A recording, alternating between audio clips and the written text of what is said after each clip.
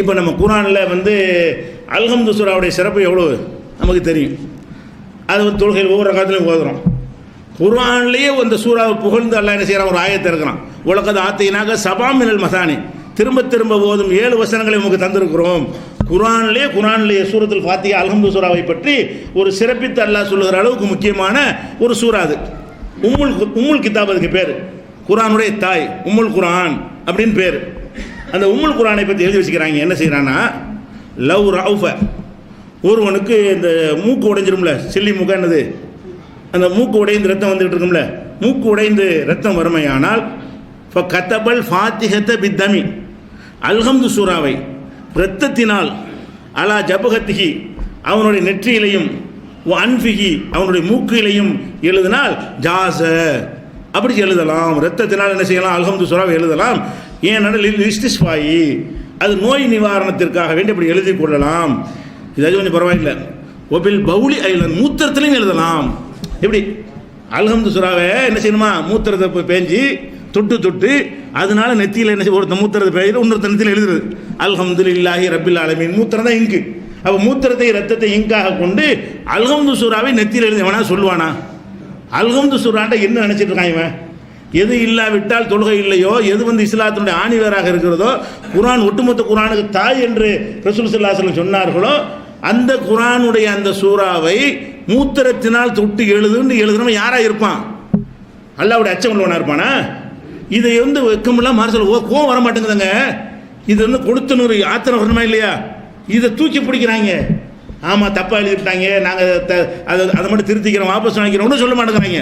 ஏன் எழுதுனா என்ன, நோய் நிவாரணத்துக்கு எழுதிக்கிற வேண்டியதானே, இப்படிங்கிற மாதிரி பேசக்கூடிய காட்சியை பார்க்குறோம். இதெல்லாம் இது மதுஹபில் உள்ள சட்டம். அதுக்கப்புறம் கேட்டால் இதில் சில பேர் என்ன செஞ்சுட்டாங்கன்னா, இது ஆனால் இப்படி அனுமதி கொடுக்கக்கூடாது அப்படி சில பேர் எழுதிட்டாங்க விளக்க உரையில். ஆனால் இது சரியான செல்லு இல்லைன்னு ஒருத்தர் மறுக்கிறார். அதை எடுத்து காட்டுவாங்க, அது இருக்குது ஆனால் மறுத்துருக்குறாங்கன்னு காட்டுவாங்க. மறுத்துருக்குறாங்கல்ல, அது கீழே படி. இன்னொருத்தர் சொல்கிறார், அதில் மறுக்கக்கூடாது, அனுமதிக்கலாம் என்று சொல்லிவிட்டு ஒவ்வொரு ஃபத்துவா, இதான் ஃபத்துவா முதல்ல செய்யலான்ட்டாங்க. அடுத்து ஒரு ஆள் மறுத்ததை போட்டாங்க, அடுத்து போடுறாங்க இதில் செய்யலாம், என்னால் இதான் ஃபத்துவா.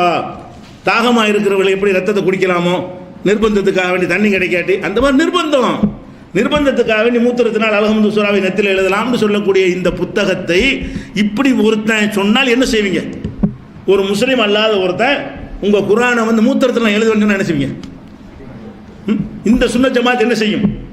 கொந்தளிப்பே இல்லையா? அப்போ நீ மதுஹப்ங்கிற பேரில் எழுதி வச்சிருக்கியப்பா, நீ நெத்தி எவ்வளோ முக்கியமான பாட்டு, அதில் போய் எழுத சொல்கிற, மூத்திரத்தை தொட்டு எழுத சொல்கிற, அல்ஹம்து சூரா தொட்டு எழுத சொல்கிற. அப்போ ஒருத்தன் நஜீஸை ஒருத்தன் மேலே பூசி விட்ற, அதனால் குணமடையும்னு சொல்கிற. இந்த சிஃபா கிடைக்கும்னு உனக்கு அவன் சொன்னவன் யார்? எங்கேருந்து இந்த வகி உனக்கு வந்துச்சு? அப்போ கொஞ்சம் கூட அல்ஹம்தை பற்றி பயம் இல்லை, இறைவனை பற்றி பயம் இல்லை, சூரா பற்றி பயம் இல்லை, குர்ஆனை பற்றி பயம் இல்லை, எந்த ஒரு அச்சம் இல்லாத ஒருத்தனை எழுதியிருப்பான்.